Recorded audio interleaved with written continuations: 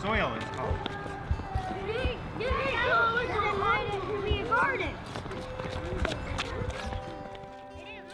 My name's Josh Dolan. I work for Finger Lakes Eat Smart New York, and I work at Cornell Cooperative Extension in Tompkins County.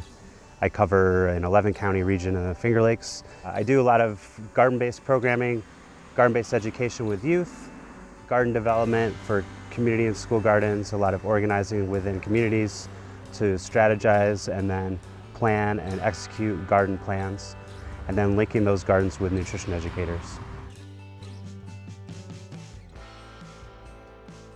I think a lot of the communities that I work within were interested in community and school gardens because of economic reasons. And with those economic reasons also come health consequences for low-income communities. So just because people are getting enough calories doesn't mean they're the right calories.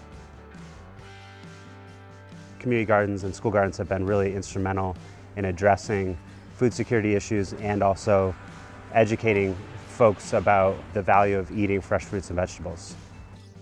I know as a parent myself, it can be really challenging to feel like you're doing a good job at getting good food on the table at home. So even those small successes that I see with the folks that I work with can be really inspiring, because gardening, it's one of those kind of foundational skills that has a ripple effect into the rest of your life. This year I've had the opportunity to work with two schools, one in a more rural setting in Newfield down in Tompkins County, and another in Rochester in Monroe County called Roberto Clemente. And both of these schools, although they face many different challenges, both have the common theme of food insecurity. They're both located within food deserts, one in an urban area, one in a rural area. Are you excited to plant all those seeds?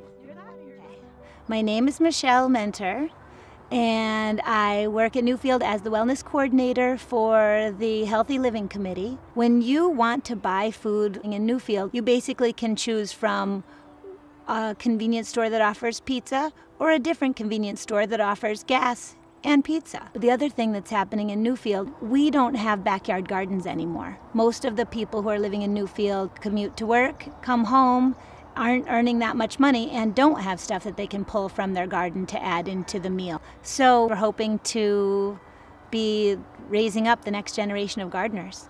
When we're trying to do wellness education for children, it really needs to be hands-on for the information to be fun. So getting your hands in the dirt and sticking a cherry tomato in your mouth, those are fun things that directly create a I like gardening or I like fresh foods experience, which is what we're going for. So it was like the simplest path to encouraging health and wellness in kids. Students are involved in garden design, planting, harvesting, maintenance.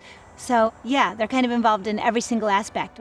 When we're out talking about lettuce or pulling up carrots, we're talking about how it's good for you and what vitamins are there, and we're talking about the texture and the taste, and it's just making eating crunchy, fresh vegetables fun. Kids will get turned on to lettuce or cabbage or something, and they'll go home and tell their parents that they love cabbage now, and they'll ask their mom or dad to purchase that, bring it home and cook it for them, and so then the kids are exposing their parents to new vegetables. It's not only physically good, but it's also good emotionally. It's good like you're working in a team, you're working next to other kids, your hands are in the dirt. It's creating this appreciation for nature that is deep and profound and hopefully lasting. My name is Joshua Cornu. I'm a teacher here at Roberto Clemente, school number 8 in the Rochester City School District.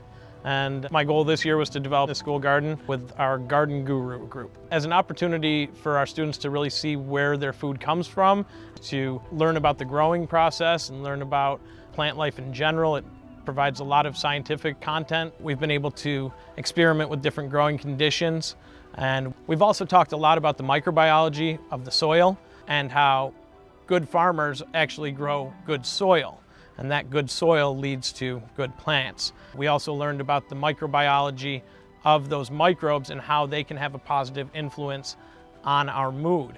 And any gardener who spends any time out in the dirt will tell you that it's often a happy place for them. So we've been able to share that experience with our students. When students are involved in the growing process, the food definitely tastes better to them and they're more excited to eat it. We've found this year that when students are exposed to fresh vegetables, they really are more apt to try them. I also have a number of students who tell me about gardens that they've started at their own homes with their parents, using things that they've learned in gardening and bringing them home to their families, which is pretty powerful. My name is Andrew Battles. I teach earth science and environmental science here at Newfield High School. In the gardens, at the younger grades, I think a lot of the time students are really excited to get in there and get their hands dirty and get working in the garden.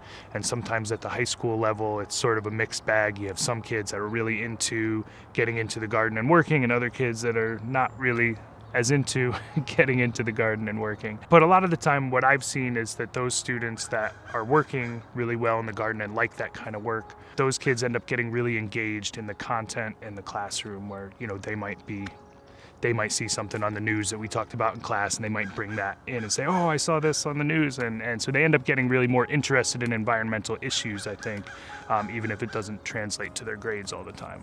And I think they really do. They see the benefits of it. We talk a lot about, at the beginning of the year, especially when we're just sort of introducing what we do in the garden, we talk about poverty, we talk about the needs of the community and how many people in this community don't have access to healthy fruits and vegetables. And so I think knowing the impact that this can have on the community helps them all to sort of like recognize this is something important that we're doing, even if they're not super excited about pulling weeds or something like that. So one of the difficulties of a school garden is that in the summertime, when everything is ripe, the students aren't here to eat it all. So at Newfield, we have summer paid interns who are harvesting, and then we're bringing it to the Newfield Food Hub. Last year, we were able to offer 400 pounds of fresh produce, and this year we're expecting to double that. My name is Chris Pierce. I'm going into 12th grade, and I go to Newfield.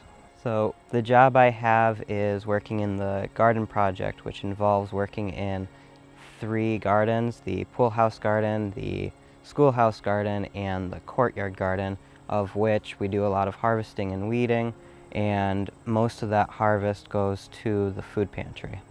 So we're growing food to help people in our community. You know, it can be daunting trying to take on a project like this. Any time we ran into a big obstacle in any of these projects, there have been community members and staff members that have stepped up and helped to just fix them. So I think it's something that a lot of people really believe in and believe is good work to be doing, and people will help if you ask them. So all of these garden projects are really dependent on people. And I've had the pleasure to work with several amazing people this summer.